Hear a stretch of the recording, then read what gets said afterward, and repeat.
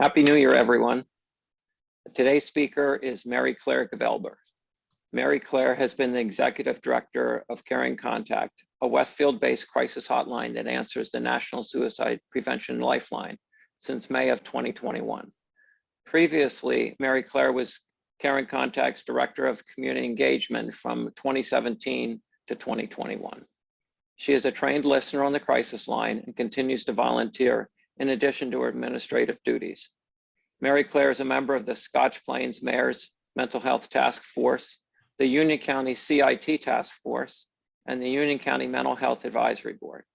Her previous professional experience includes work as a project manager for a real estate developer and as a consultant for a managed care consulting firm in New York City. Mary Claire earned her undergraduate degree from Johns Hopkins and her master's in public policy from Columbia. In her spare time, Mary Claire is a tutor at the Westfield Neighborhood Council and a prep cook with Valerie's Soup Kitchen in Plainfield. She previously was a trustee of Imagine, a center for coping with loss, until May of 2021, and at CASA of Union County from 2011 to 2014. And so it is my pleasure to introduce Mary Claire Givelber.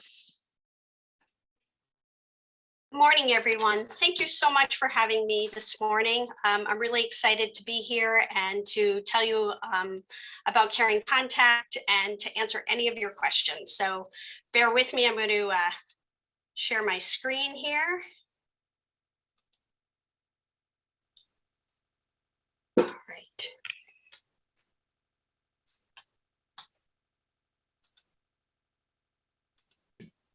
Okay, so Caring Contact. Caring Contact is an organization that has been in Union County since 1975. The original Caring Contact was in the basement of the Presbyterian Church in Scotch Plains. That's where they were founded, and eventually moved to a different office space here in Westfield. That's where our call center is, and that's where our business offices are. Caring Contact is a member agency of the National Suicide Prevention Lifeline. That means that we are the primary responder for people calling that 800 number for 5 counties in northern New Jersey: Essex, Union, Middlesex, Somerset, and Morris counties. In addition to answering the lifeline, we also operate what we call a warm line, which is a number that it's a 908 area code number that anybody can call who is experiencing some sort of emotional distress, having a really bad day, just simply need to talk to someone. So our listeners take both those types of calls.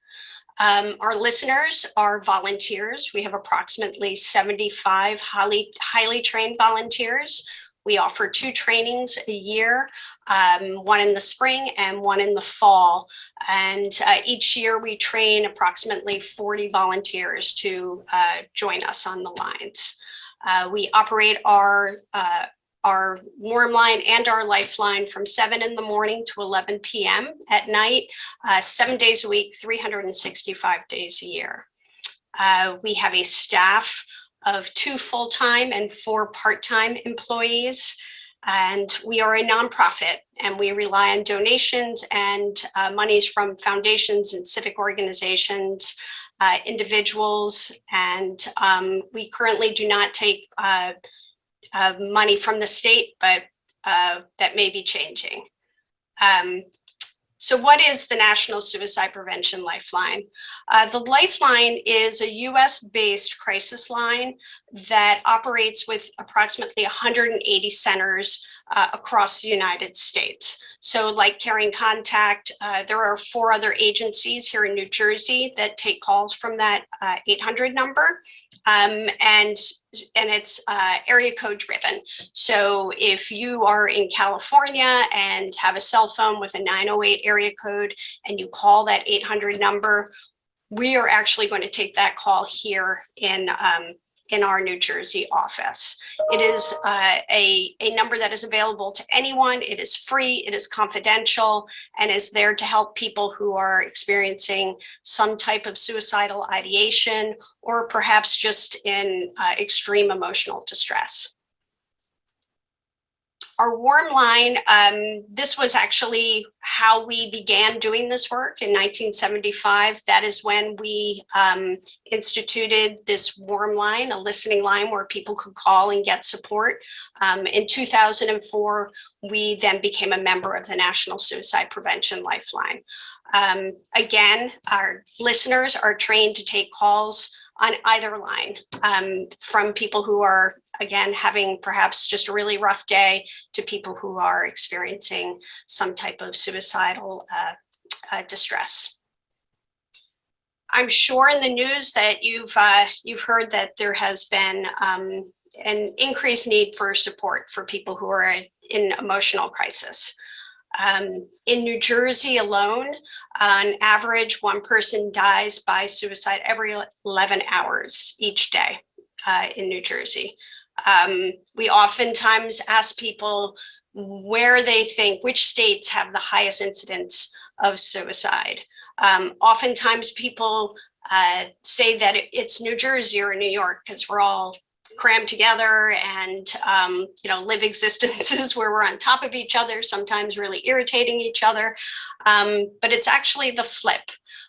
New York and New Jersey tend to be 49th or 50th in the country for the number of suicides.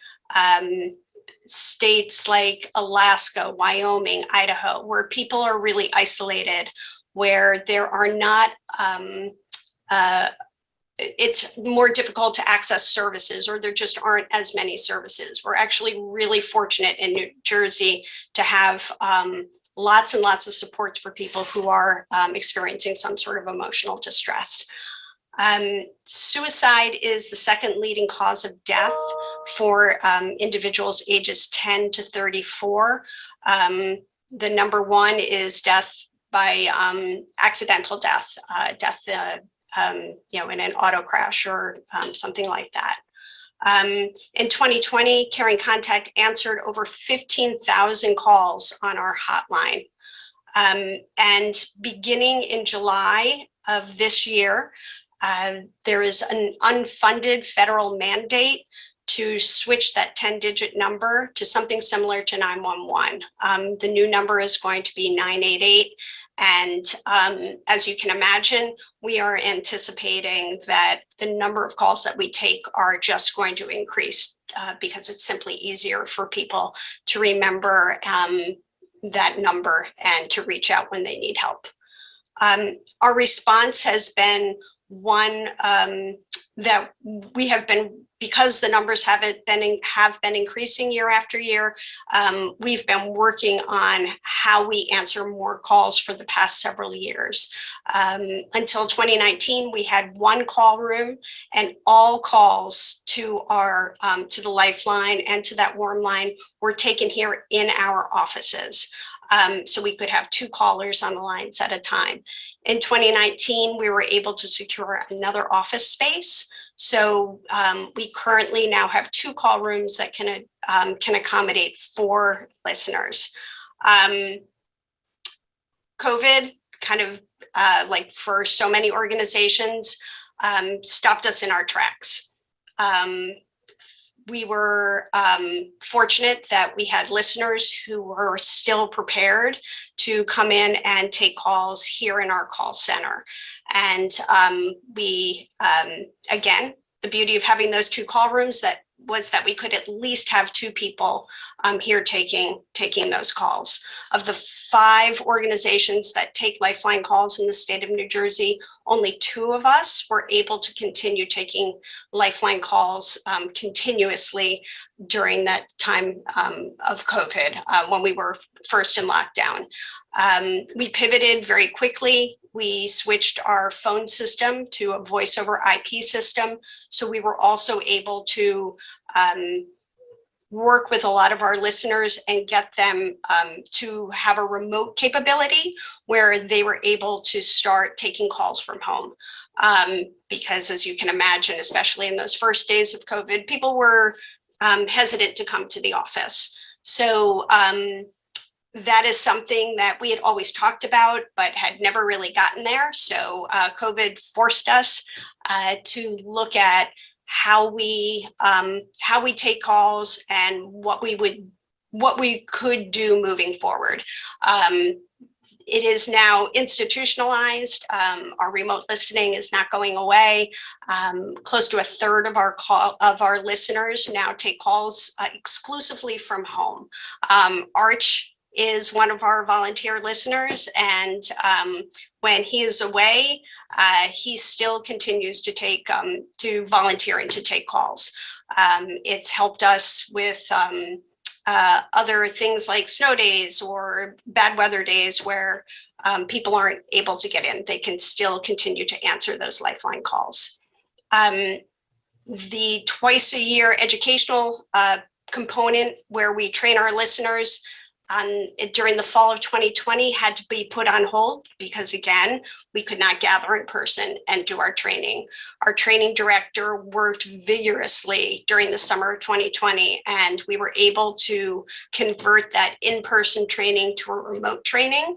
And in the past year and a half, we have trained close to 60 individuals who are now either just coming on the lines or have been on the lines. Using a format like you all are using, we were able to convert it to Zoom, and it's been very successful. We're super fortunate that we were hoping to do a hybrid training this past fall where we would do some of it in person, but because of Delta, that didn't happen, and now because of Omicron, that's not going to happen. But it's okay. There are parts of the training that we actually think work much better. So we've really embraced this and used it to our advantage. And the same the same is true for our community training. So I'm meeting here with you all today. We have over 80 people together. If it wasn't for this platform, I couldn't be here with you today. We've been able to get out into schools, to houses of worship, to first responders, and to continue to do our community training where we go out and talk about hotline and why it is there and what it can do, but also to be able to go out and to do trainings in suicide intervention for groups that are looking to have that type of training. The other thing that we have found is that with the numbers continually increasing on our hotline, we have begun to explore, in addition to having volunteers, having some paid individuals who will be taking calls on the hotline. So who are our listeners? Who are these volunteers? I'm a volunteer. I do not have a mental health background. I'm not a therapist. I'm not a physician or a clinician, nor is Arch, nor are probably 90% of our listeners. They are people like you and me. We have people who are real estate agents, bankers, teachers, retirees, students. It really runs the gamut. People from very varied backgrounds. We have young people. You have to be at least 18. I think our youngest individuals are in college. And then we have some individuals who've been volunteering with us for decades. So people who are into their 70s. I think we have one or two people who are in their 80s who are still volunteering with us. We're a culturally diverse organization, and we look for people who are empathic and can be non-judgmental given the varied types of situations that people call and want to discuss with us. The training that our individual listeners receive, there's over 50 hours of classroom training, and it culminates in something called ASSIST, which is Applied Suicide Intervention Skills Training. This is the gold standard internationally for suicide intervention training. The U.S. Army uses it. It really prepares people to keep people who are having suicidal thoughts and ideation safe for now. Oftentimes when we go out and we talk to groups, we hear about the barriers to calling a hotline. Oftentimes, what we hear from people is that a hotline just isn't something that they would do, that it's just not for them. And what we want you to know is that we have all sorts of people who call our hotline. We have students, we have professionals, we have members of the clergy, we have homeless people, we have students, we have grandparents. The list goes on. So it really is a place for anybody who is in emotional distress to call. Oftentimes people think that their issues are simply not important. Whatever is putting them into crisis, somebody else has a bigger problem. And while that may be true, that's not for us to decide. Your issue is your issue, and we are here to support you and listen to you. We hear oftentimes from kids who are really concerned that they're going to get into trouble if they call. We hear from adults that they're worried if they call, we're somehow going to reach out to their employer and tell them that they called the Lifeline. All calls are confidential. We never call anyone back. If it's a child, we do not call their parents. We do not call their school. And in rare instances, we do reach out for emergency services. But those cases are very, very few and far between. Of the over 15,000 calls that we took last year, we called out 30 times to emergency services because somebody was in danger. But it rarely happens. And, you know, we take calls where people are in really bad places when they first call us. And working this model, working that assist model, we're able to find a place where they are safe. And we help them establish a plan that will keep them safe until they can get to their therapist, to their physician, to a parent if it's a child. The other thing is that people oftentimes are concerned that we are going to start to ask them questions that they're not comfortable answering. What I would want you to know and for you to share with other individuals who you think might benefit from calling our crisis line is that this is your call. We don't have a checklist. I'm not going to go through and be taking notes and then asking you questions that put you in an uncomfortable position.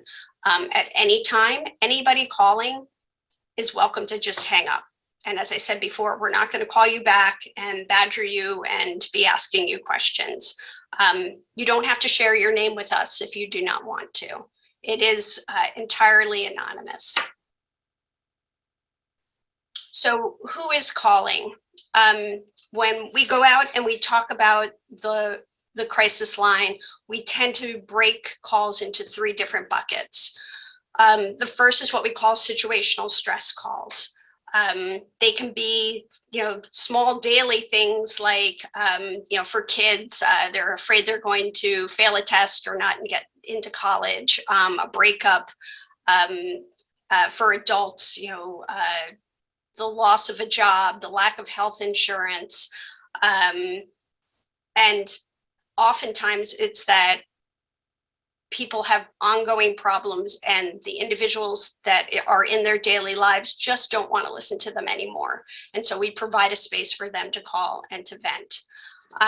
These calls do sometimes involve people who are experiencing mental health or physical health issues, chronic problems like depression, anxiety, PTSD, and folks who have in the past,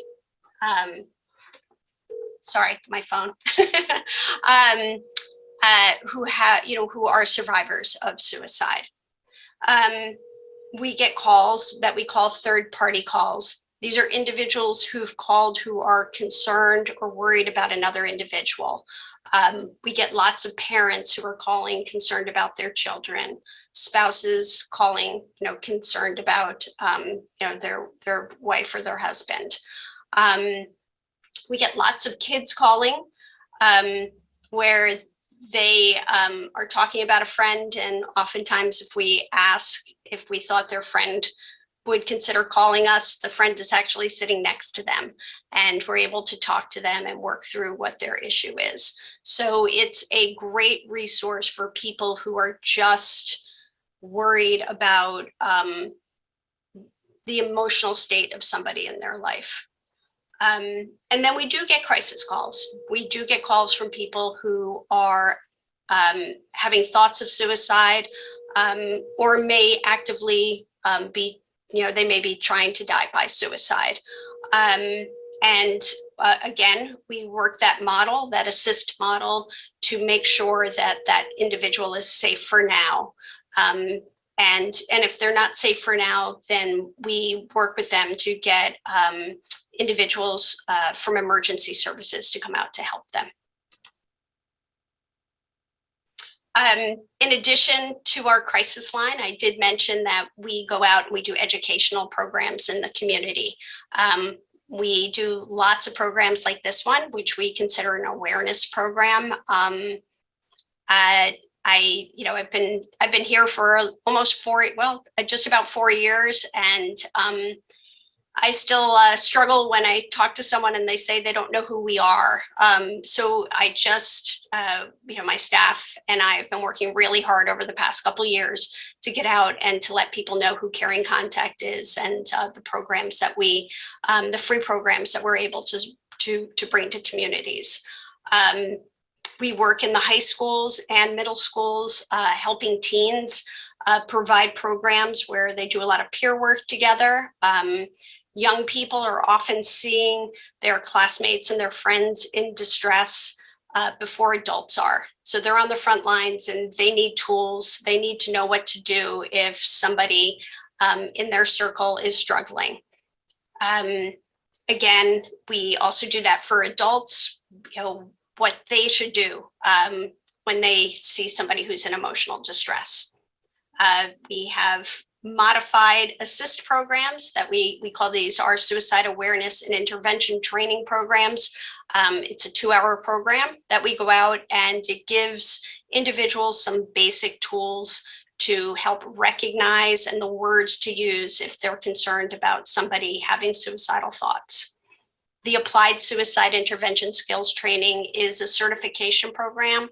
It's a 2-day, 16-hour program. So that's a big investment for a lot of people. In the state of New Jersey, these are some of the numbers that people can call to get help. The New Jersey Hope Line is a 24-hour-a-day program. This is run out of Rutgers Behavioral Health in New Brunswick, and we are here, but we're also volunteer based. So we're here 7 days a week, from 7 in the morning to 11 o'clock at night. That 800 number always gets answered. So if you call us and a listener is on a crisis call and cannot pick up your call, that will roll to Rutgers. And if Rutgers cannot get it, it then goes to another agency. So anybody calling that 800 number, their calls are always going to get answered, and those individuals will always be taken care of. I do want to just emphasize, if you are concerned about someone, to try and be brave and ask them the all important question of, are you having thoughts of suicide? It is such a scary word. We will do entire trainings where people have, sat with us and gone through and listened to the statistics and had conversations with us, and they still struggle at the end to say those words. And what I want you to know is asking someone about suicide, and this is proven through research, that asking someone about suicide is not going to plant a seed. I hear on the crisis line all the time, when I ask somebody about suicide, an audible sigh of, yeah, I am. And that allows us to then have a conversation. And also, if somebody's not having thoughts, they'll just tell us. They'll tell us that, no, they're just having a really crappy day, or life is just really hard. And so I leave you with that, that it's a really difficult thing to imagine having to ask someone, but be brave. And when in doubt, call us on that 800 number and we will be there for you and help you through. All right, so I'm going to be quiet now.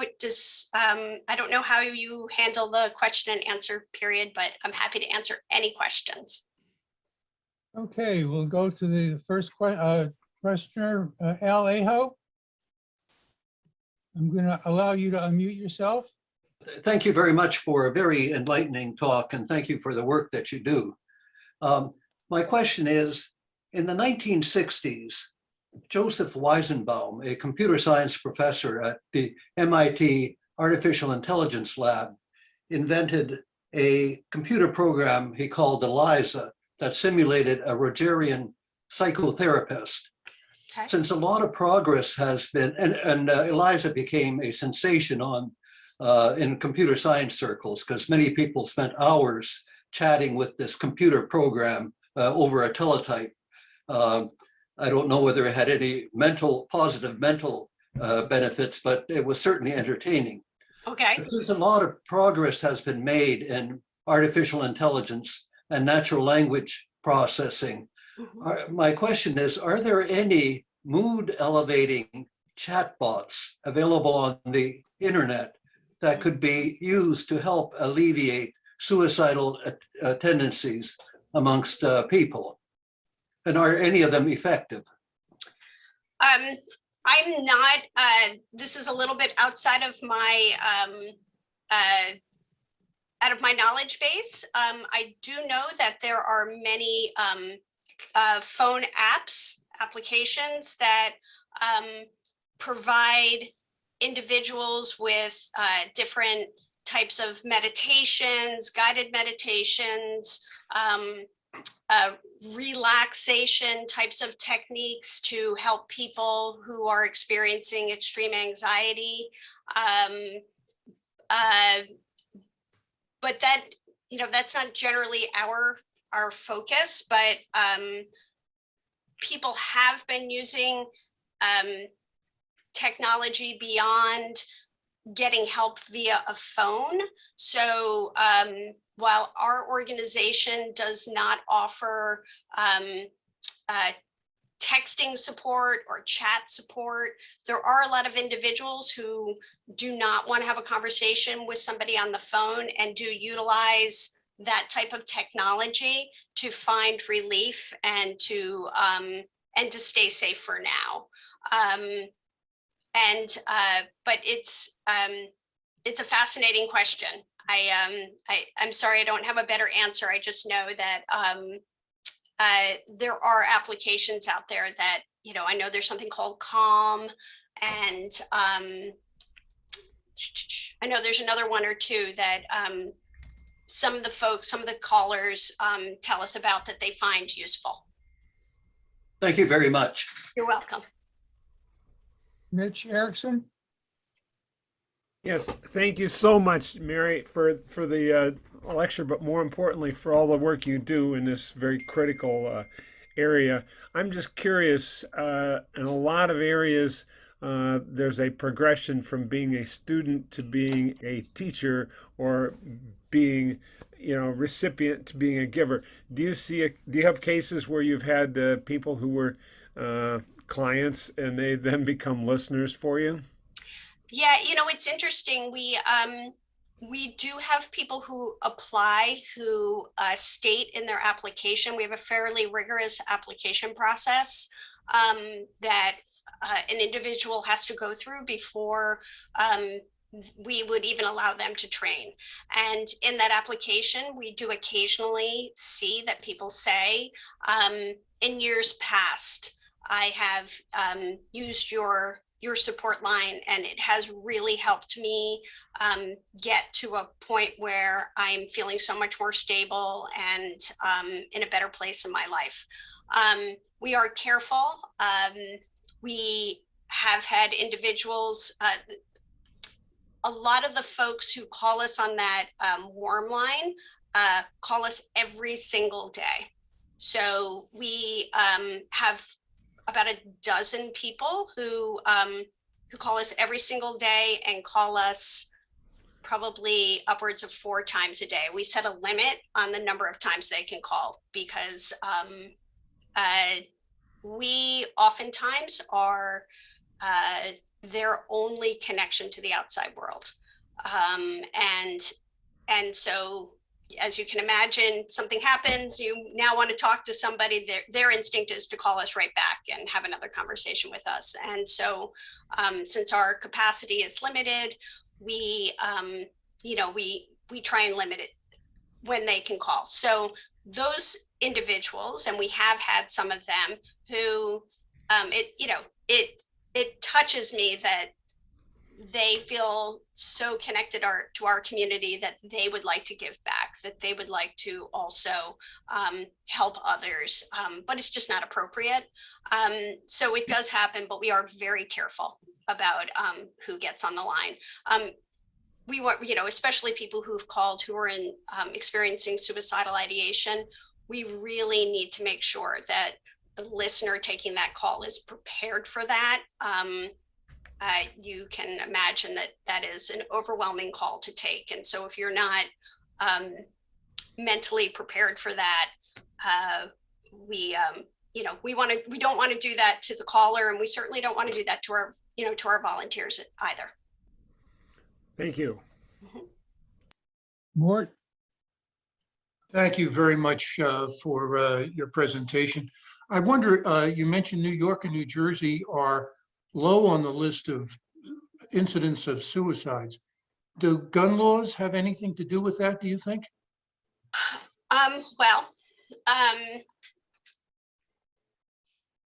The leading cause of death by suicide is by using a firearm.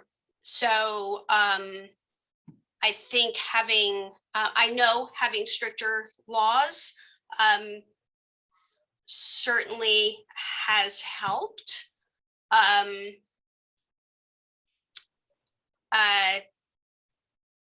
But I don't, it's complicated, Yeah. you can have there are a lot of individuals who have guns, legally, and for, many different types of, for hunting, for protection, for whatever reason. So, but it certainly has not hurt New Jersey and New York that we have stricter gun laws. Thank you. Ron Hoke? Thank you. Thank you very much. You've already answered most of my question after responding to Mort's question. Just to put some of these numbers into perspective, I had heard a few years ago that there's something like 20,000 cases of suicide in this country every year using guns, out of a total of 30,000 people that are killed every year using guns. So I have 2 questions. First of all, are these numbers still accurate? And secondly, are there things that your group and other similar groups are doing to minimize the number of suicides every year by making it more difficult for people to obtain the tools that they use to commit suicide? Yeah.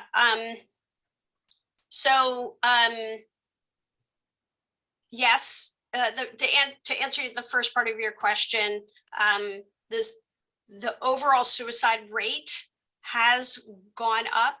So in 2020, there were just over 47,000 deaths in the United States alone by suicide. And just under half of those were done with a firearm. There was a study in Israel about 10 years ago where their military had found that the number of, I can't remember exactly what the percentage of deaths by suicide were, but they were individuals going home for the weekend and taking their firearm home with them, and then taking their life. When the Israeli army stopped that, they were no longer allowing servicemen and women to take their firearms home with them. They reduced the rate by something like 25%. So it's, I don't think that's going to happen here in the United States. And we are not an advocacy group, so we are not, we go out and whenever we go out and talk to people, we're very truthful. And again, this isn't a political statement about guns, or it's just a fact about the numbers of people who die by suicide when using a firearm. But one of the things that we do talk about whenever somebody calls, especially if we get one of those third-party calls where somebody is concerned about an individual who is talking about suicide or is in such emotional distress, one of the things that we always ask is that, is there a firearm in the household? And if there is there a way to get that firearm out of the household?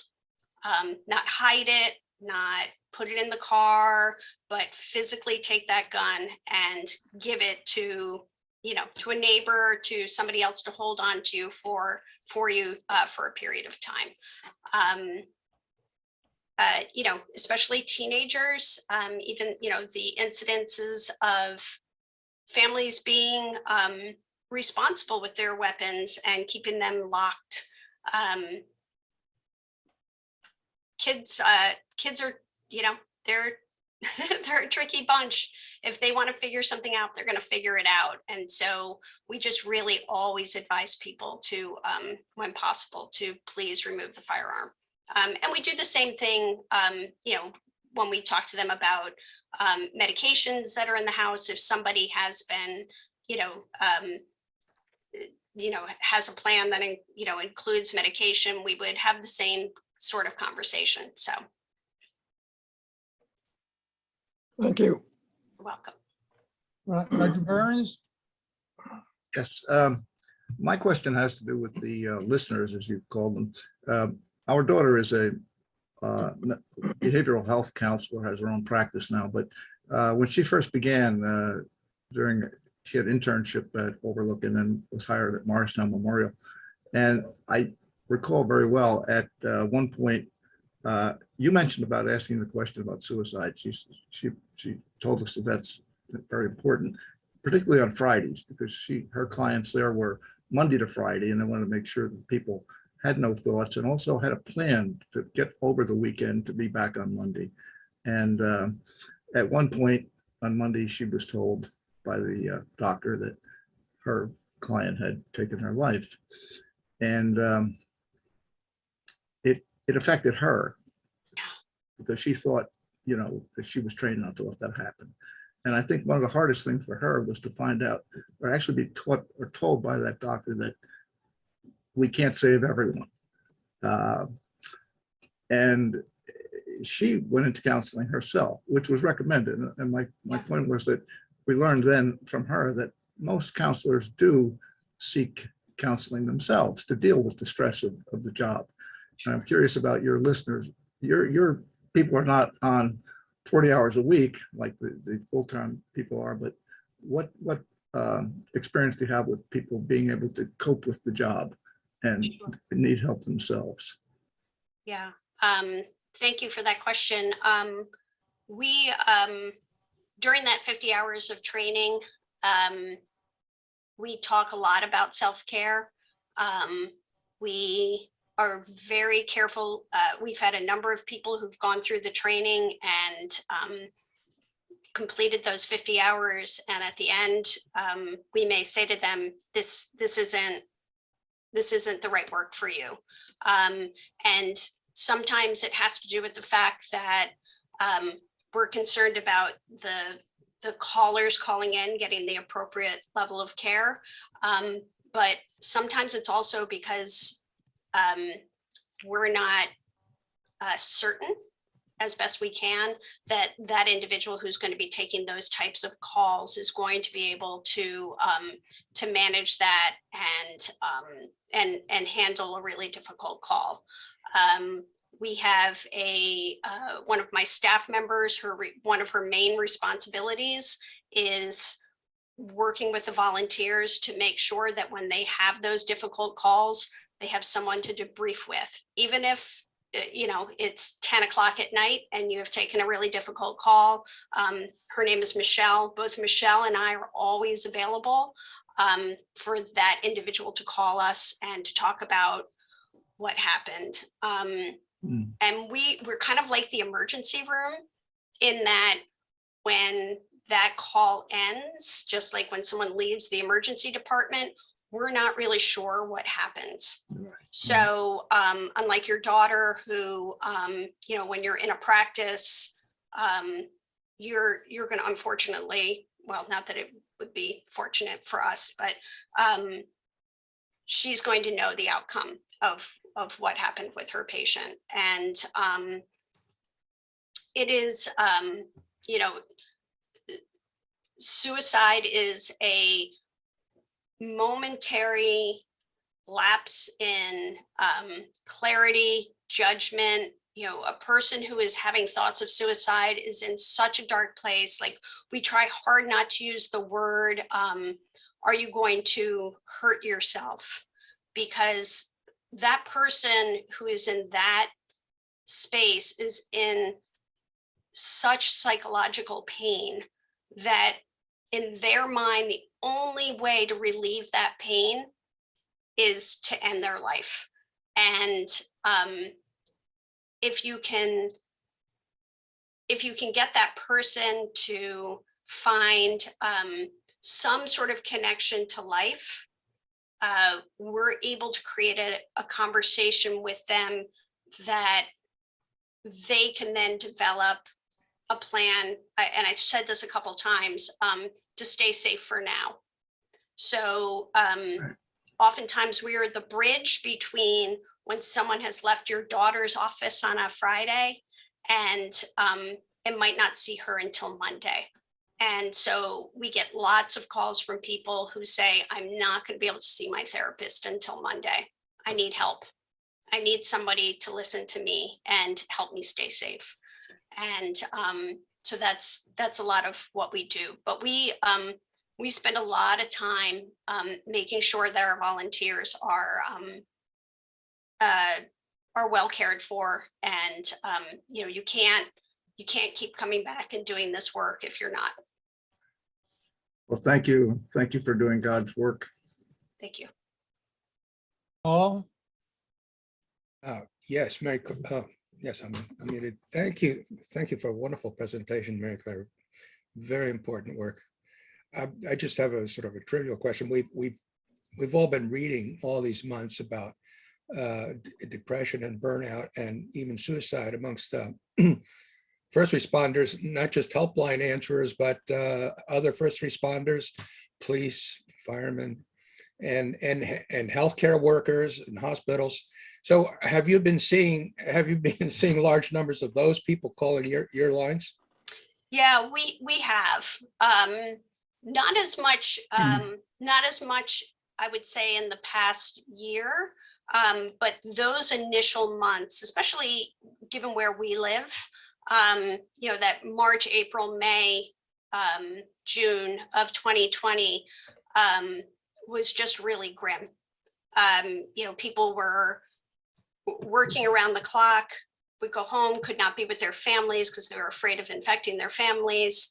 And the trauma of having to be with someone in their final hours and their family couldn't be with them, was really taking a toll. And so we did see an increase in the numbers of individuals calling who were out in the field. It has lightened a bit.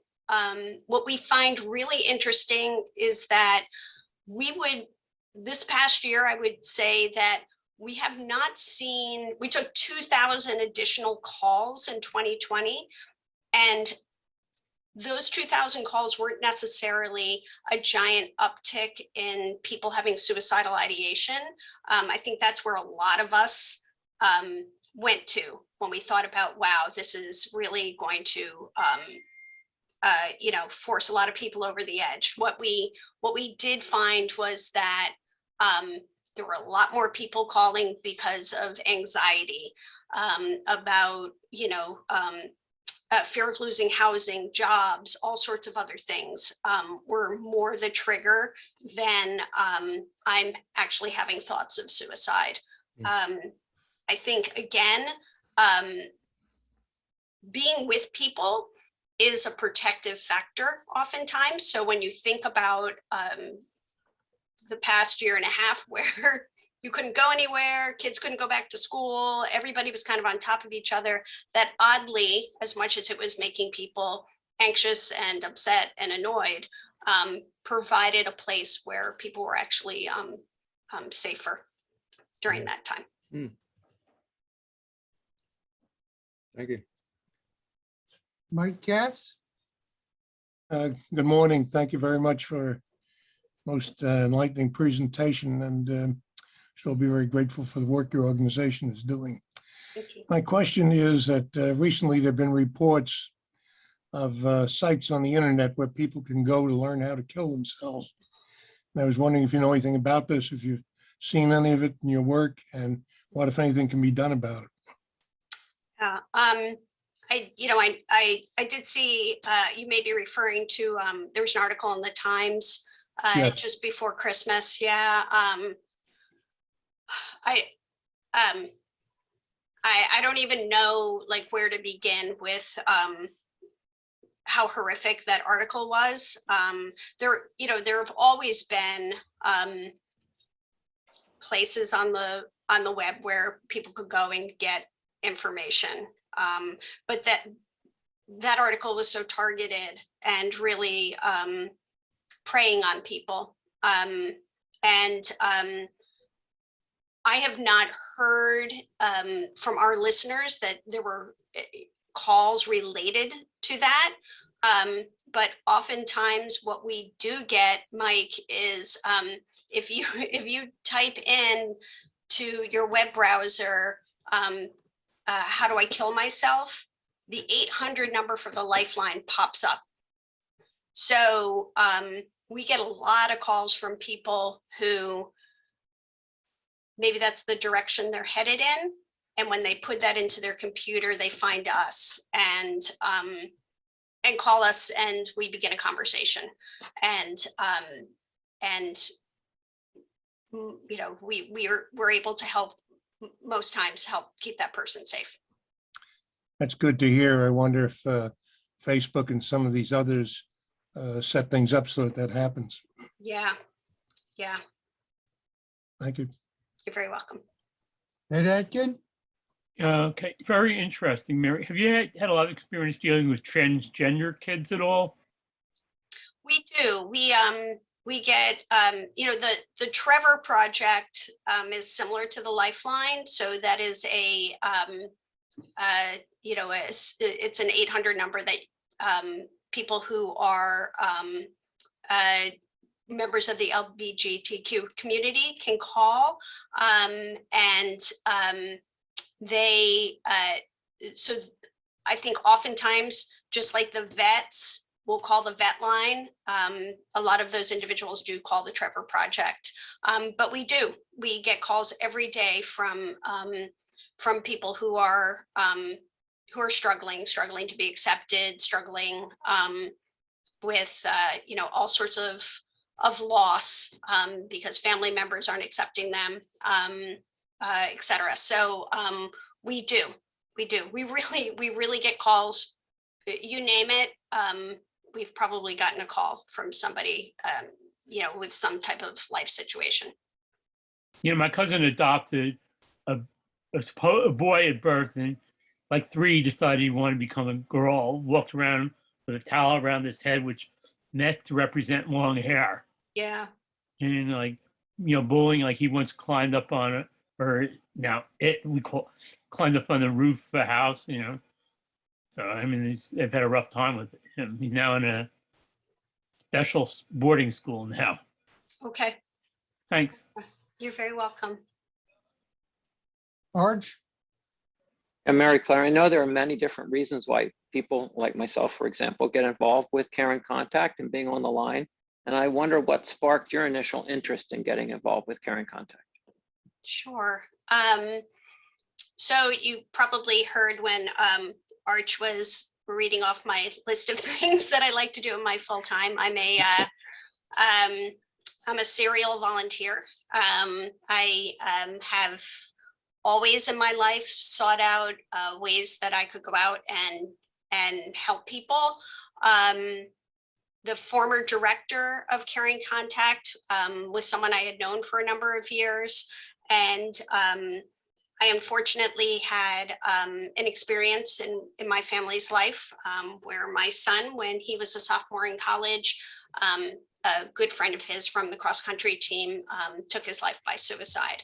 And so I'm living that experience with him, and how, this ripple effect of, when somebody dies by suicide, what happens with the rest of us who are here.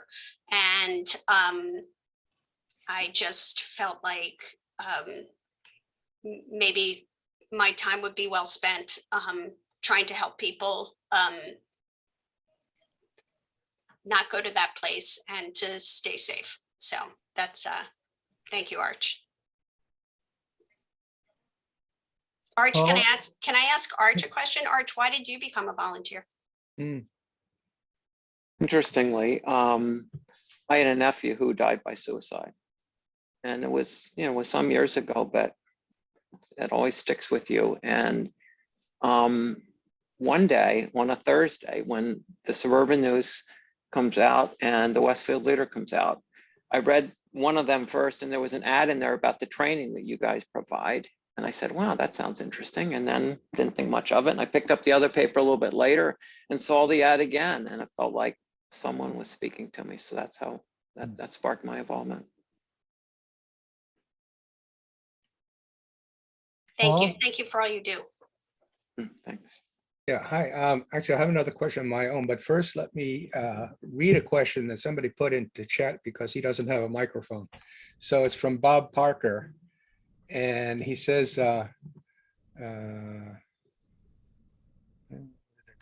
he said, first of all, Mary Claire, thank you so much for what you do. It is so very important in these times of COVID, social media, and elevated stress for many reasons. And then his question is there a large number of calls from veterans with PTSD and ideation? There are. We don't tend to get a lot of them because when you call the Lifeline, the initial prompt is if you are a vet, they will transfer you to the Veterans Crisis Line. Veterans tend to want to talk to peers who have shared experience, which is understandable. Every once in a while, we will get a veteran that makes their way to us, and we will stay there with them and have that conversation. But if they want to go to the vet line, we get them there. We get a lot of calls from veterans' families, from spouses, from children who have a vet in their life who is struggling, and they need some support. They need to be heard, and so we're there for them. And my own question was sparked by something you said earlier. And there's several of us in Oak Garden who are techies and build websites and think about things like search engines and social media technology. And has your organization ever spent any time or resources into figuring out how to do what's called search engine optimization? It's a big deal out in the tech world, SEO. And that essentially means putting enough keywords into your descriptions so that when people Google for something like you, they find you. It's just a question of sort of getting high enough in the Google search ratings with all kinds of plausible queries to, to guide people to you. Do you ever put any effort into that? We have. We're a very small staff, and so we did upgrade our website in this past year, and the woman who helped us develop that is helping us work on our SEO and increasing that. Google has something called Google Ad Grants. Yes. Which is not the process of if anybody wants to, your community wants to help me with this, I'd be happy to have a volunteer. You have to jump through a lot of hoops to use that ad grant. It sounds very generous, but then when you read what you got to do. Yeah, it is really a miserable process. And I think I probably spent, close to 60 hours trying to figure it out, and finally just threw my hands up. So but yes, it's how people find, again, type in how to die by suicide.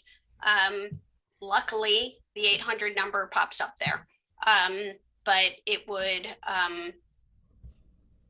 we're working on it. We've made we hired someone this past year who is in her mid-20s, who is way more adept at social media and how especially young people receive information and find things out to really try and address that.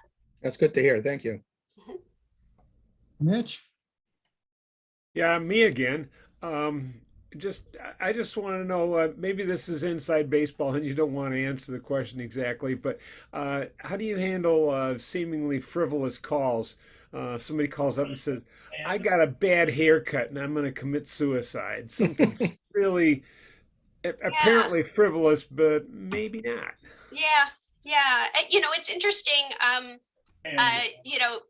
We get a lot of calls from people who are angry. They're yelling about their neighbor. When they get rid of their leaves, they blow them all into their property, and they're really pissed off and yelling, dropping F-bombs, the whole thing. And what I can tell you is that things like anger and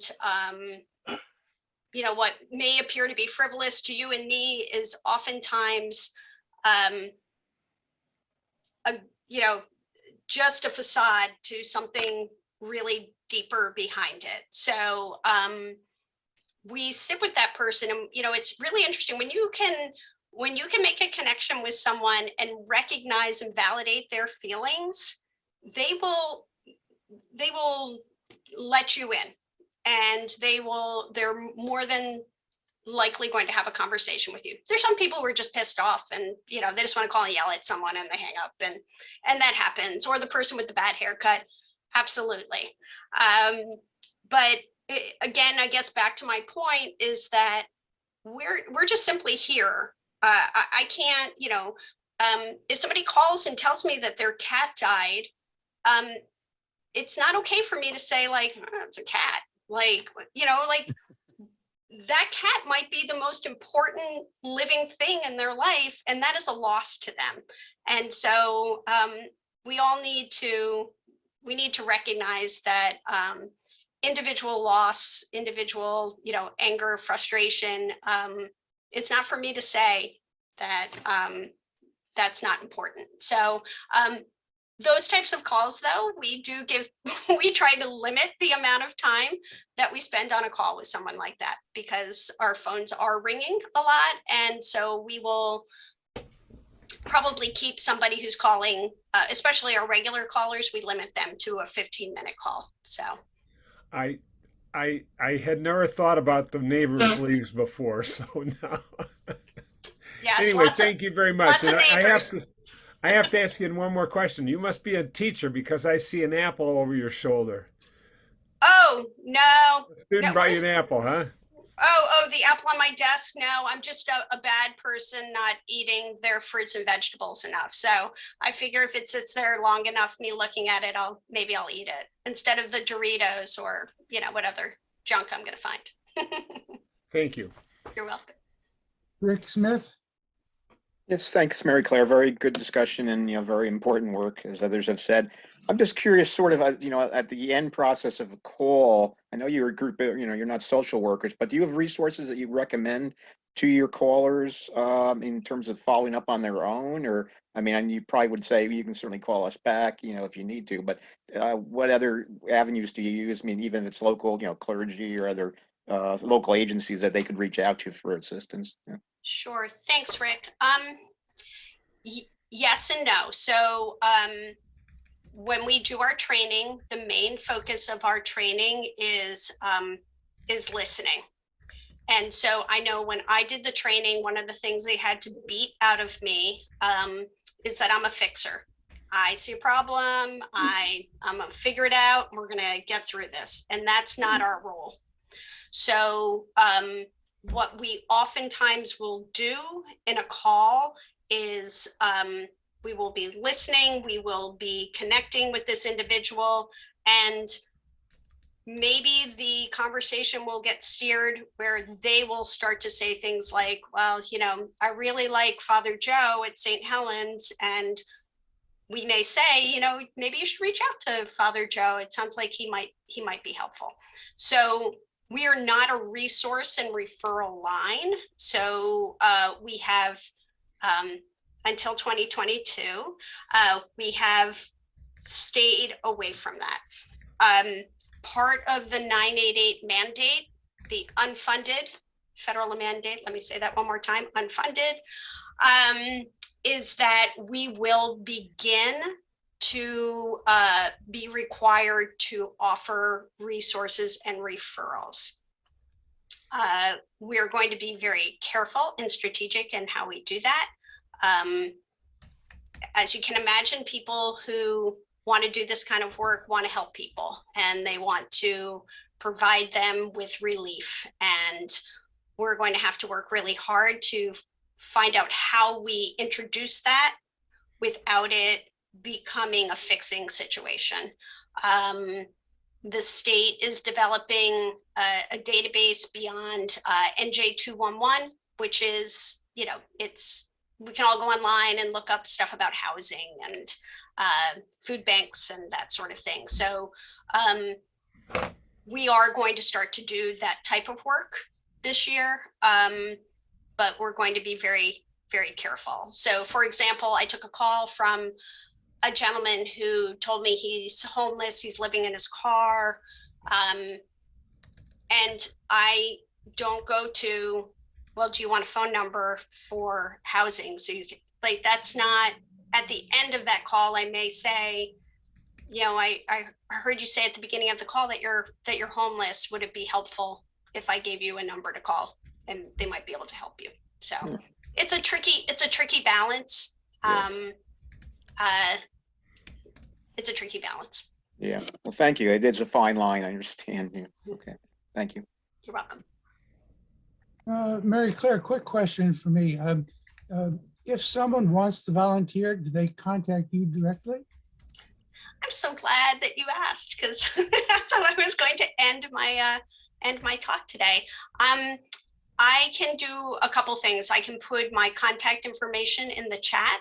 I'd be happy to provide anyone with our website is the best way. If you're interested in volunteering, you can go on there and you can fill out an application. We have a training session that's going to begin mid-March. It is going to be predominantly remote because that runs from the middle of March till the middle of June. And it is, Arch can tell you, our training director is just awesome. And I can't tell you how many people, myself included, that the training has just really changed all the relationships in my life. You know, my relationship with my husband, with my friends, but especially with my kids. I am so much better about shutting up and listening to where they are and what they want to share, rather than, again, just falling right into fix-it mode where they just roll their eyes and stop listening to me. So it's really an incredible training. So, and the work we do is very individual, but Arch can also tell you that this isn't something I've done. This is something that's just always been here. We do several volunteer listener community events a year where we gather, and there really, really is a sense of community. And I think that was probably, for our listeners, one of the hardest things during COVID was we could not gather together, and you know, we would have celebrations twice a year in a restaurant. The Glasser Foundation, I'm not sure how many of you are aware of them, but they donated $50,000 to us about 10 years ago, with the income from that to be used for volunteer appreciation and support. So we don't use other funds that we raise for this purpose, but it's really a wonderful community. So I'd be happy to put that in the chat and share that with you. And Arch knows how to find us. So. Paul, you had another question? Yeah, well, actually, I was going to ask a question. It turns out it's a follow-on to Joel's question, but also I have to say, you know, when we spoke on Friday, I forgot to mention to you that it's perfectly fair game for you to give a plug for your organization, and there, thanks to Joel, you've done half of that. So you're welcoming volunteers, but the other thing is, do you welcome donations? Well, you're just lobbing them in here to me, Paul. Yes, that was going to be my next. Is that if you don't have time, there's a big donation button on the website as well, and we would be honored if you could financially support us. So I'll tell you what I'll do. Since I write the blast emails, usually go out on Mondays, I'll add an item with this information for everybody. Wonderful. That would be great. I appreciate it. Thank you so much. Okay. Arch, since there are no more questions, back to you. Okay. Mary Claire, we have two ways of thanking our speakers. The first is our certificate of appreciation, and we're going to pop it up on the screen here. There it is. Oh, that's and lovely. You'll note the orchid down on the bottom left. In 1930, when the Old Guard was founded, the city of Summit was actually widely known for its orchid production and distribution. So that's why the orchid is involved with our organization. And the second way is to offer the Old Guard salute, which is, thank you. Thank you. Thank you so much. It's been an honor. I really appreciate you having me this morning. Thanks, Mary. Thank you.